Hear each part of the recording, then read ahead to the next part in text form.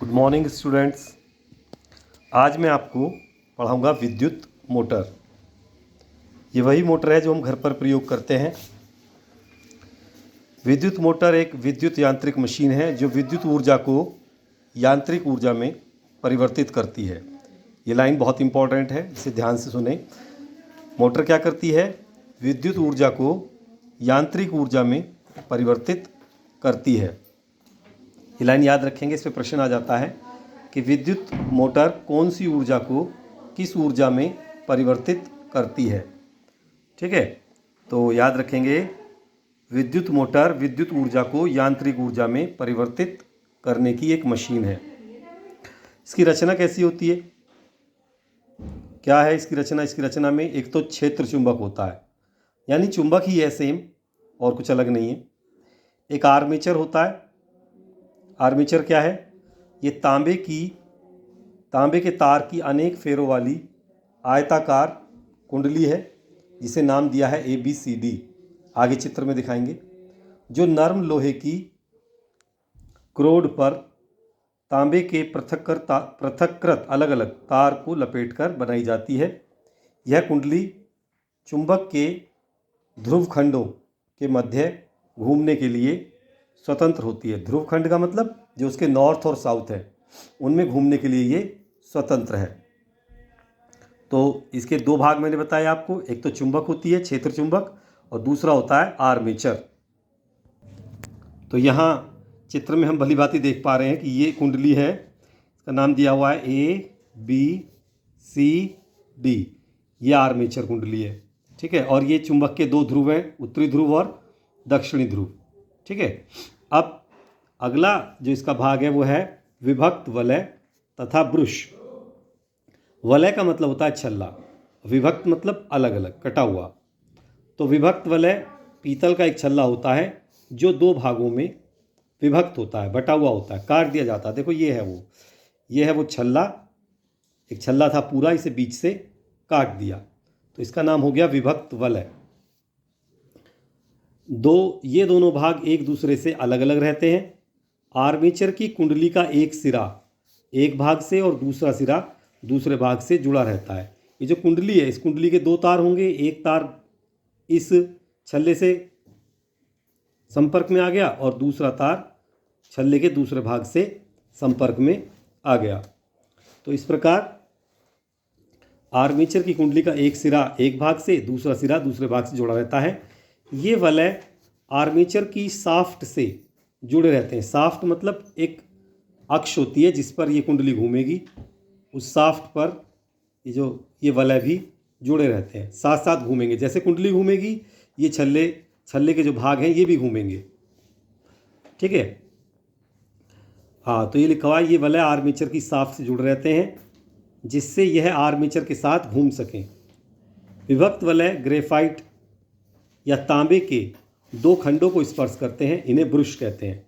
ये रे ब्रुश, यहाँ पर ये दो ब्रुश हैं, एक ये रहा और एक ये रहा। ये वलय इन ब्रुश को छूते हैं। ठीक है, तो इस प्रकार इसके जो भाग थे उनका मैंने आपको वर्णन किया। अब पढ़ते हैं सिद्धांत।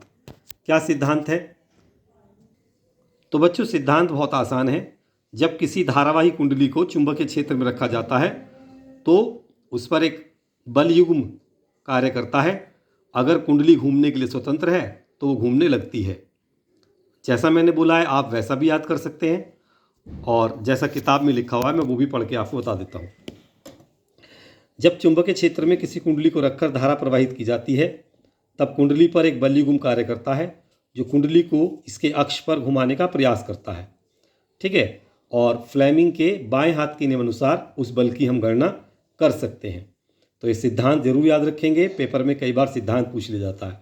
अब वही कार्यविधि में जब कुंडली में बैटरी से विद्युत धारा प्रवाहित करते हैं तो कुंडली की भुजाएं AD व BC चुंबकीय क्षेत्र के समांतर है, तो इन पर कोई बल कार्य नहीं करता।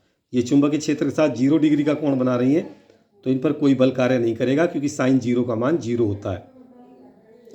जो भुजाएं लंबवत हैं वो हैं AB और CD। देखेंगे यहाँ पे जो लंबवत भुजाएं हैं वो AB है और CD है, तो इन पर बल लगेगा। और बल की दिशा आप फ्लेमिंग के बाएं हाथ के अनुसार ज्ञात करेंगे। ठीक है, तो फ्लेमिंग के बाएं हाथ, यहाँ से देखेंगे, फ्लेमिंग के बाएं हाथ के नियम से कुंडली की भुजा ए बी पर चुंबकीय बल नीचे की ओर और सी डी पर चुंबकीय बल ऊपर की ओर कार्य करता है। दोनों बल मिलकर एक बल युग्म बनाते हैं और जो कुंडली को घुमाने लगता है।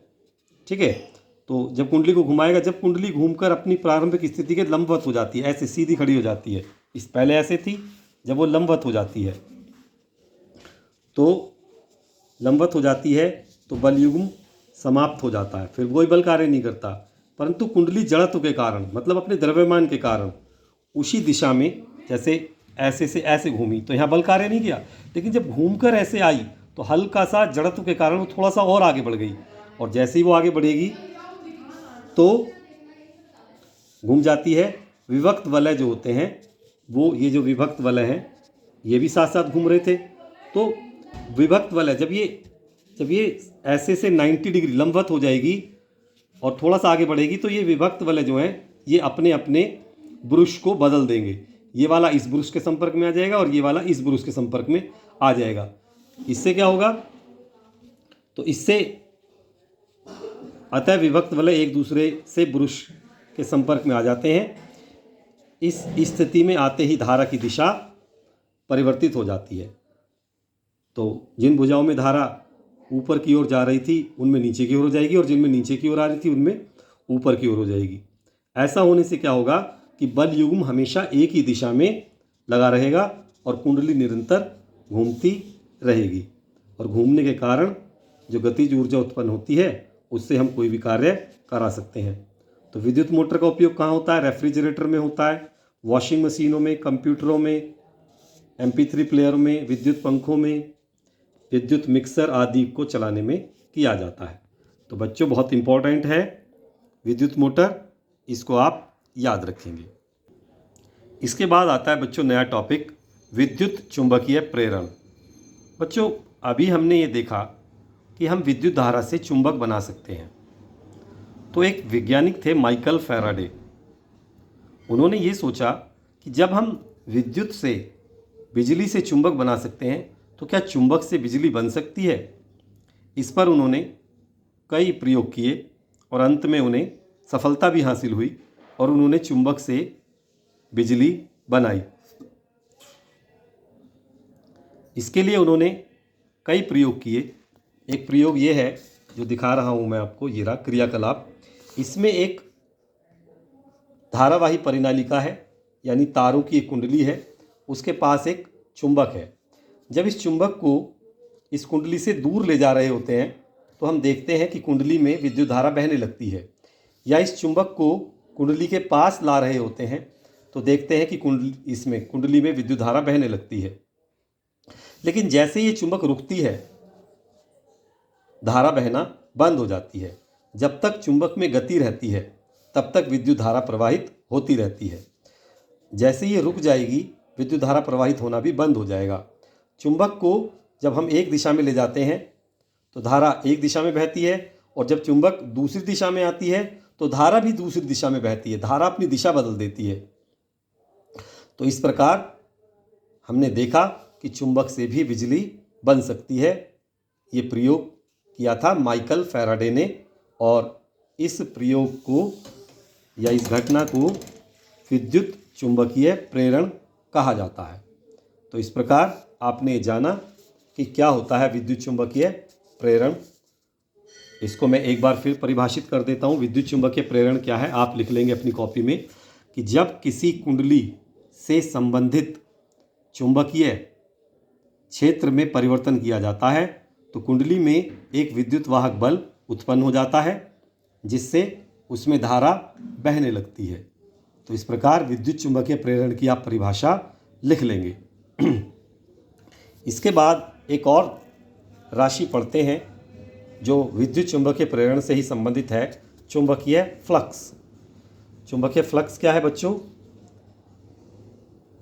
किसी एक समान चुंबकीय क्षेत्र में स्थित किसी तल के लंबवत होकर जाने वाली संपूर्ण बल रेखाओं की संख्या को उस तल से संबंध चुंबकीय फ्लक्स कहते हैं, और इसे फाई, ये ग्रीक भाषा का लेटर है, फाई से प्रदर्शित करते हैं। यदि तल का क्षेत्रफल a है और समान चुंबकीय क्षेत्र b है तो चुंबकीय फ्लक्स कितना होगा? फाई बराबर b गुणा a, बी ए। ठीक है। और अगर कुंडली का तल झुका हुआ है, वो कोई कोण बना रहा है, तो फिर कोण बना रहा है तो उस कोण को लेंगे, लेकिन इस बार कॉस थीटा का प्रयोग करेंगे। ठीक है।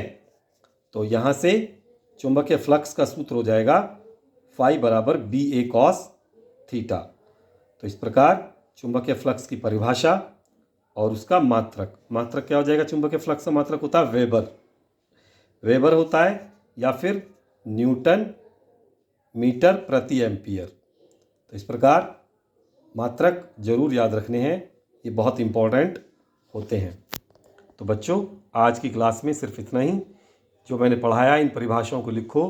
विद्युत मोटर की संरचना और उसकी कार्यविधि और सिद्धांत, ये भी आप कॉपी में लिख के मुझे चेक कराएंगे। तो आज की कक्षा में इतना ही। नमस्कार, धन्यवाद।